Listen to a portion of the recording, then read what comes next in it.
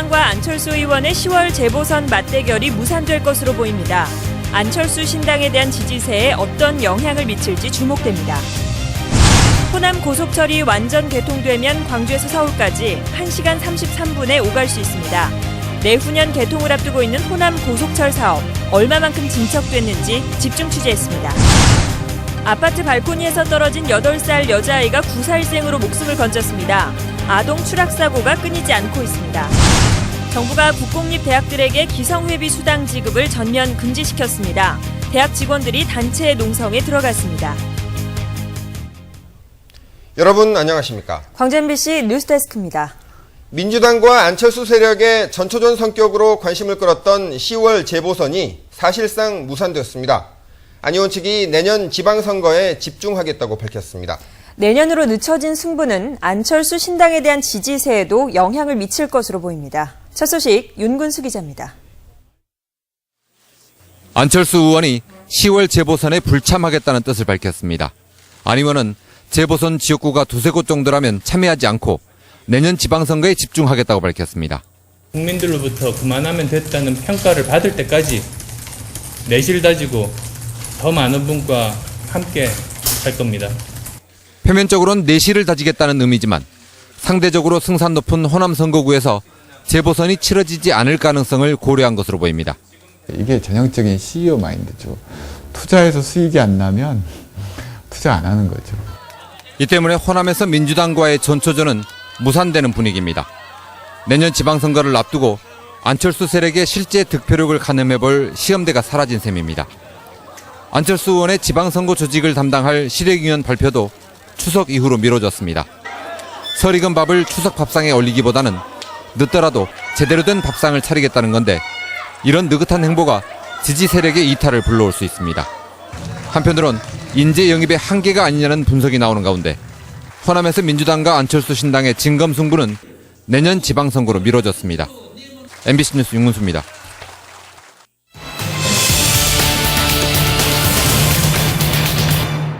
KTX를 타고 도착한 귀성객들이 선물 꾸러미를 들고 광주역을 나서고 있습니다. 인기가 예전만은 못하다지만 귀성 열차표 예매는 여전히 출향민들의 큰 관심사입니다. 또 사업이나 관광 목적으로 오가는 사람들이 여전히 많은 걸 보면 열차는 우리 삶의 중요한 교통수단임에 틀림이 없습니다. 교통망의 발달로 수송 분담률이 한때 떨어졌던 열차는 지난 2004년 KTX 상업운전을 시작으로 도약의 발판을 마련했습니다. 호남선 KTX는 충청도만 지나면 속도가 줄어드는 반쪽짜리 고속철임에도 불구하고 개통 전에 비해 한 해 50만 명 정도 승객이 늘었고 작년엔 372만 명까지 증가했습니다. KTX 등장으로 옛날 차종을 이용하는 비중도 크게 줄어서 광주역의 경우 KTX 이용률이 70%를 훌쩍 넘길 정도로 압도적입니다. 이런 KTX가 앞으로 1년 뒤면 또 다른 전기를 맞습니다. 충북 오송에서 광주까지의 호남 고속전철 선로공사가 마무리되는 것입니다. 현재 공정률은 70% 정도로 내년 4월에 궤도 부설 공사를 마치고 하반기에 시운전까지 거치고 나면 2015년도에는 역사적인 호남 KTX 상업운전이 시작될 예정입니다.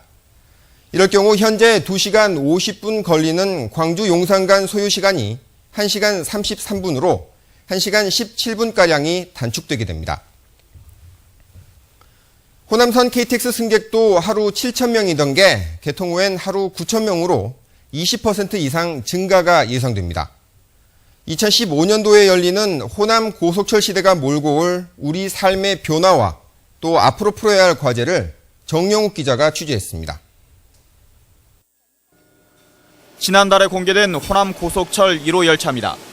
탄환을 본뜬 이 열차는 호남 고속철이 개통되는 2015년부터는 속도의 혁명을 선도합니다. 최고 시속 330km로 호남에서도 전국 반나절 생활권이 현실화되게 됩니다. 그렇게 되면 사람이 좀 더 덜 피곤하고 첫째 이렇게 국민이 살아나가는데 좀 활력소가 좀 좋아지고 2015년부터는 또 KTX로 광주에서 인천공항까지 총전의 절반가량인 2시간 9분이면 갈 수 있습니다. 2015년 하계 유대회와 2019년 세계 수영선수권대회로 광주를 찾는 국내외 관광객의 접근성이 크게 높아지면서 관광 활성화가 기대됩니다. 방문객들이 굉장히 쉽게 우리 광주에 도착을 하실 수 있다. 그래서 교통 여건이 획기적으로 개선될 것입니다. 하지만 수도권에도 그만큼 쉽게 갈 수 있어 의류나 소비 인구의 대도시 유출은 우려되는 대목입니다. 이를 막기 위해 광주시는 2,300억이 투입되는 송정역 복합환승센터에 대학병원 검진센터와 대형 쇼핑타운 유치를 추진하고 있습니다. 또 공항 활성화를 위해 이용객 급감이 예상되는 광주 김포 구간의 항공 노선 대신 광주 인천공항 노선 신설을 정부에 건의했습니다. 이와 함께 지금은 수면 아래로 가라앉아 있는 KTX 광주 정차역 일원화 문제와 호남 KTX의 대전 경유 문제 역시 내년 지방선거를 앞두고 갈등이 재점화될 것으로 보입니다. MBC 뉴스 정용욱입니다. 아무리 경기가 안 좋고 명절 분위기가 안 난다고 해도 추석은 추석입니다. 상인과 손님이 어우러져 사람 냄새 가득한 시골 5일장을 김윤 기자가 다녀왔습니다. 추석 대목을 앞둔 시골 5일장. 평소보다 많은 사람들로 장터는 발 디딜 틈이 없습니다. 어물전에서는 장대며 병어며 삼치 등 제상에 오를 것들로 즐비합니다. 물건을 고르는 손길도 여느 때와 달리 신경이 쓰이지만 욕심껏 사지는 못합니다. 엄두도 안 나요. 아주 뭐 살라고 한 게 못 사겠어. 어떻게 비싼가. 장터 방앗간도 오래간만에 대목을 만났습니다. 떡시루에서는 김이 모락모락 오르고 송편을 싸는 손길도 분주하게 움직입니다. 자식 손에 쥐어주려는지 참기름 짜는 냄새가 어느 때보다 고소하게 느껴집니다. 예, 대목에는 아무래도 더 낫죠. 옛날만큼은 안 해도 지금은 많이 사먹는 판이라 예, 이제 나은 날 좀 더 바쁠 거예요. 뻥튀기 기계를 열자 각 구원엔 강냉이가 쏟아져 나옵니다. 가난했던 과거의 추석을 기억나게 하지만 농촌마다 사람이 줄면서 장터에서 이 기계를 보는 것도 쉽지 않아졌습니다. 추석 때 손님이 없어요. 그전보다. 예전에는 얼마나 많이 썼어요? 그전에는 좀 많이 있었죠. 명절이 명절 같지 않다는 요즘이지만 시골 장터에는 손주들 용돈 벌이려도 하려는 할머니들까지 나오면서 무척이나 붐비는 모습이었습니다. MBC 뉴스 김윤입니다. 강훈태 광주시장이 오늘 간부회의에서 군 공항 이전을 위해 민간 공항까지 이전해야 한다면 대승적인 차원에서 긍정적으로 검토해야 한다고 밝혔습니다. 강 시장은 광주 군 공항의 경우 지가가 낮아 군 공항 자체만으로는 인센티브를 만들 방법이 없다며 민간 공항 이전 방안도 함께 검토해야 한다고 강조했습니다.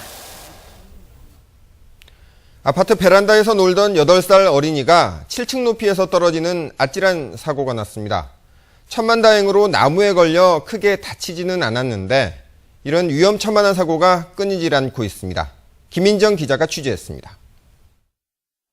어젯밤 9시쯤 8살 김모양이 아파트 7층 베란다에서 혼자 놀다 열린 창문을 통해 그대로 추락했습니다. 어른 허리 높이에 안전 펜스가 있었지만 의자 위에서 놀던 김양이 떨어지는 걸 막을 수는 없었습니다. 김양은 화단에 심어진 나무에 걸려 다행히 찰과상만 입은 상태입니다. 우리 딸이랑 요리 지나가면서 보니까는 겁났죠. 7층에서 떨어졌다고 해서 깜짝 놀랐죠.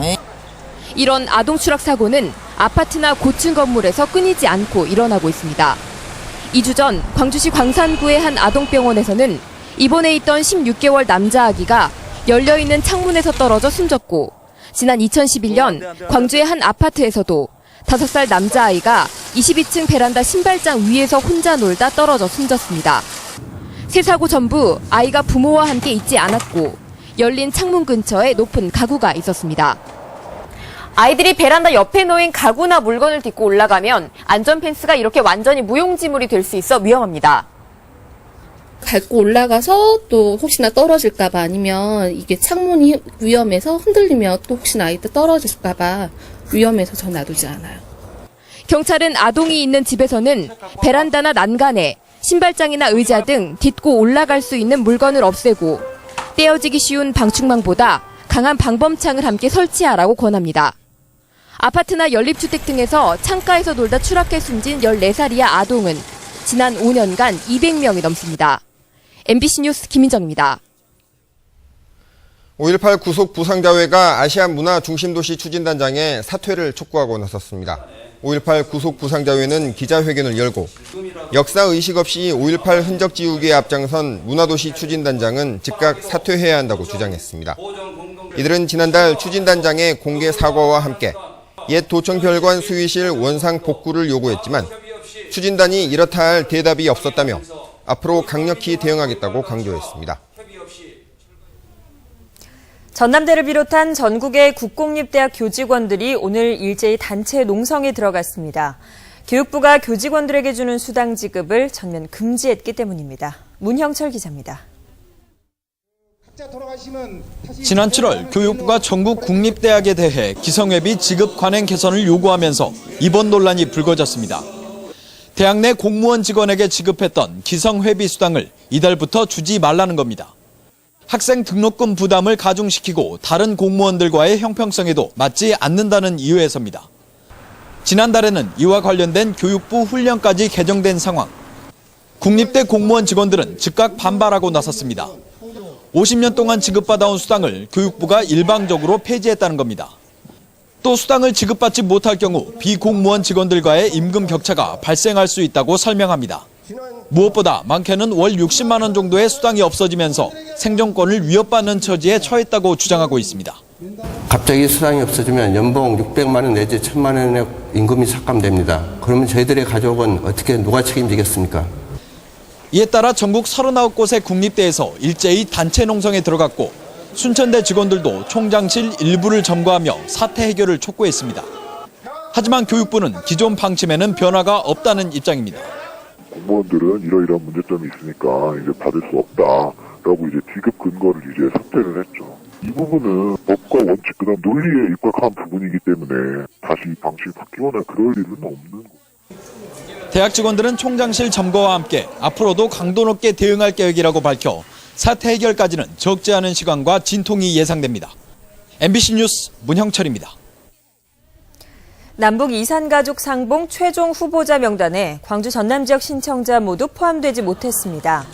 대한적십자사 광주 전남본부는 오늘 발표된 이산가족 상봉 최종 명단에 1차 후보자로 선정된 광주 전남 지역 6명의 이산가족 후보자들이 모두 선정되지 못했다고 밝혔습니다. 이들은 생사 확인 절차를 거치는 과정에서 일치하는 대상을 찾지 못해 최종 후보자에서 제외된 것으로 알려졌습니다. 한편 북측에서 제출한 최종 명단에는 출생지가 나주와 담양 등 전남으로 되어 있는 이산가족이 4명인 것으로 확인됐고 이들 모두 상봉에 동의해 오는 25일부터 27일까지 금강산에서 북측 가족과 상봉하게 됩니다. 대리운전 기사라고 속여 술에 취한 손님의 금품을 훔친 40대가 경찰에 붙잡혔습니다. 광주 서부경찰서는 자신을 대리기사라고 속여 차에 탄 뒤 손님의 금품을 상습적으로 훔친 혐의로 49살 이모 씨에 대해 구속영장을 신청했습니다. 이 씨는 지난 14일 새벽 26살 서모 씨에게 자신은 대리기사라고 속이고 차에 탄 뒤 서 씨가 잠든 틈을 타 휴대전화 등을 훔치는 등 20여 차례에 걸쳐 2천여만 원어치의 금품을 훔친 혐의입니다. 이 씨는 피해자들의 신고로 잠복 수사 중이던 경찰에 덜미를 잡혔습니다. 광주은행 노동조합이 민영화를 앞두고 우리사주조합을 결성했습니다. 광주은행 노조는 오늘 우리사주조합 설립 창립 총회를 갖고 민영화에 적극 참여하기로 했습니다. 오늘 창립총회에서 조합 설립 의안을 결의하고 조합 규약을 확정하는 한편 예비 입찰 참여 의사를 밝혔습니다. 광주시 교육청은 중고등학교 역사 교사들을 대상으로 교과서 역사 왜곡과 관련한 연수를 갖고 교사들에게 올바른 역사 인식과 책무를 당부했습니다. 오늘 연수에서는 역사문제연구소 배경식 박사가 강사로 초청돼 우편향 논란과 사실 오류 논란이 일고 있는 교학사 역사 교과서의 문제점을 교사들에게 설명했습니다. 시교육청은 교학사 교과서 집필진이 수정 보완 방침을 거부할 것에 대비해 추석 연휴가 지난 후 역사 왜곡 교과서에 대한 대응책을 마련해 제시할 예정입니다.